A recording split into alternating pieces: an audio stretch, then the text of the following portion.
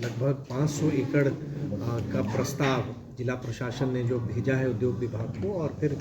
उन्होंने कुछ प्रस्ताव और भी भेजा है। तो आने वाले समय में मधुबनी जिले में एक नए औद्योगिक क्षेत्र की स्थापना उद्योग विभाग के माध्यम से किया जाएगा, जो पूरे इस जिले के औद्योगिक वातावरण,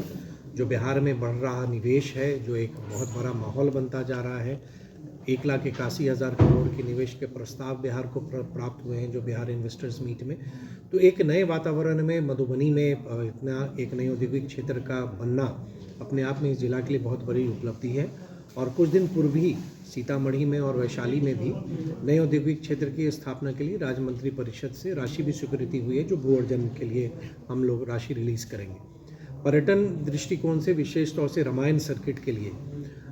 लगातार सरकार प्रयास कर रही है कि अयोध्या में प्रभु श्री राम के भव्य मंदिर निर्माण के बाद माँ सीता में लोगों की इच्छा हुई कि माँ सीता और सीतामढ़ी में पनौरा धाम का भी विकास वैसे हो, उस पर भी हम लोगों ने काम किया। भू अर्जन हम लोग कर रहे हैं और लगभग 120 करोड़ रुपए की राशि हम लोगों ने निर्गत भी की है और 50 एकड़ हम लोग भूमि वहाँ पे अर्जन भी करने जा रहे हैं। उसी कड़ी में फुलहर, जैसे आप सभी लोग अवगत हैं कि माँ सीता और प्रभु श्री राम के मिलन का वो प्रथम स्थान है, पहली बार वो वहीं मिले थे। तो उस जगह की बहुत बड़ी अहमियत है, उस जगह बहुत खास मायने रखता है पूरे रामायण सर्किट के लिए। तो आदरणीय मुख्यमंत्री जी द्वारा फुलहर स्थान के भी विकास करने के लिए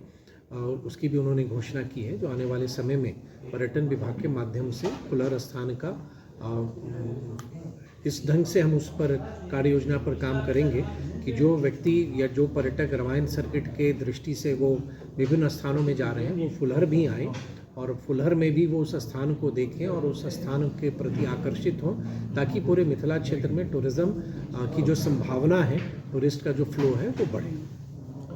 सर, जिस प्रकार से सुगरवे नदी को बिहार के पटल पर लाया गया है, कमला नदी को लेकर भी कोई आपकी योजनाएं हैं? नहीं, देखिए, ये पर्यटन विभाग के माध्यम से एक पायलट प्रोजेक्ट के तौर पर कमला व्यू पॉइंट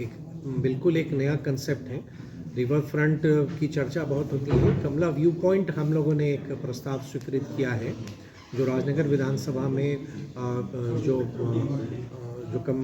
वहाँ पर एक उसका निर्माण होगा और एक झंझारपुर विधानसभा में होना है। तो एक अपने आप में एक पहला प्रयास हम लोगों ने किया है कि अगर उसके परिणाम बेहतर आए, अगर वो पर्यटकों की दृष्टि से अगर उनको आकर्षित करता है, तो आने वाले समय में जहाँ भी इस तरह की संभावनाएं, अपॉर्चुनिटी दिखेगी, तो पर्यटन विभाग उसको भी करेगा। और पर्यटन विभाग आने वाले समय में पूरे राज्य में बहुत व्यापक स्तर पर वे साइड एमिनिटी या एक वैसे केंद्र का निर्माण करना चाहती है, वैसे सेंटर्स को डेवलप करना चाहती है जो टूरिस्टों के लिए एक प्रमुख आकर्षण का केंद्र बने। कई जिलों से प्रस्ताव भी प्राप्त हुए हैं और आने वाले समय में जैसे जैसे प्रस्ताव प्राप्त हो रहे हैं, उनको हम स्वीकृति भी देंगे। सर्कल कितनी जगह पे शिलान्यास? अभी ये बाबा विदेश्वर स्थान और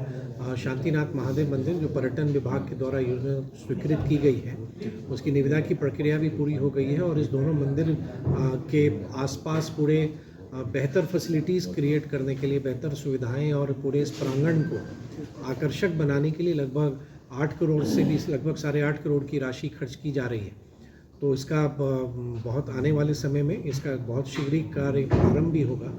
और ये आने वाले समय में भारतमाला, जो हमारा नेशनल हाईवे जो बन रहा है, तो ये विदेश्वर स्थान वहाँ का एक प्रमुख केंद्र भी बनेगा। और शांतिनाथ महादेव क्योंकि नगर परिषद क्षेत्र में है, तो नगर में लोगों का आना ऐसे भी स्वाभाविक रूप से ज़्यादा रहता है, तो उन सब के लिए, श्रद्धालुओं के लिए और पर्यटकों के लिए ये दोनों आस्था का केंद्र तो है ही, लेकिन पर्यटकीय दृष्टिकोण से भी आने वाले समय में बहुत महत्वपूर्ण स्थानीय होगा। सर, खैरा भदवार पुल पे मुझको ये प्रसन्नता है कि जो आदरणीय प्रभारी मंत्री मधुबनी जिला की हैं श्रीमती लेसी सिंह जी, उनकी अध्यक्षता में जो जिला संचालन समिति की बैठक हुई है, उसमें पूरे जिले में जितने भी पुलों का निर्माण होगा मुख्यमंत्री सेतु योजना के अंतर्गत, उसमें खैरा भदवार पुल प्राथमिकता सूची 1 पर है और पुल निर्माण निगम के माध्यम से इसके DPR बनाने की कार्रवाई भी प्रारंभ कर दी गई है। तो बहुत शीघ्र ही इसकी प्रशासनिक स्वीकृति भी मिलेगी और पूरे इस क्षेत्र के लिए, ना सिर्फ झंझारपुर के लिए, बल्कि हम कहेंगे कि पूरे फुलपरास अनुमंडल और झंझारपुर अनुमंडल के लोगों के लिए ये बहुत पुरानी मांग रही है। और मुझको प्रसन्नता है कि राज्य सरकार ने की जो योजना है, उस योजना से ये आच्छादित होगा और लोगों की जो उम्मीदें, जो उनकी आकांक्षाएं हैं, उसके अनुरूप शीघ्र ही इस पुल का निर्माण कार्य भी प्रारंभ होगा। उद्योग के लिए कुछ इधर नया आ रहा है उद्योग के लिए?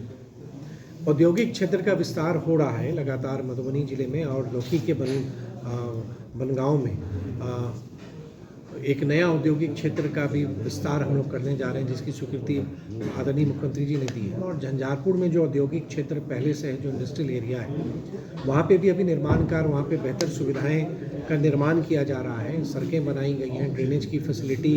प्रोवाइड की गई है, और कुछ सेंटर्स भी वहाँ पे निर्माण किया जा रहा है। और आने वाले समय में प्लग एंड प्ले के भी माध्यम से वहाँ पे वैसे शेड्स का हम निर्माण करेंगे जो आने वाले समय में निवेशकों को, उद्यमियों को अगर उनकी आवश्यकता होगी तो वो जो बियाडा की नीति है, उस नीति के तहत वो उसको वो ले सकेंगे और अपने उद्योग की स्थापना वो वहाँ पर कर सकेंगे। Thank you sir.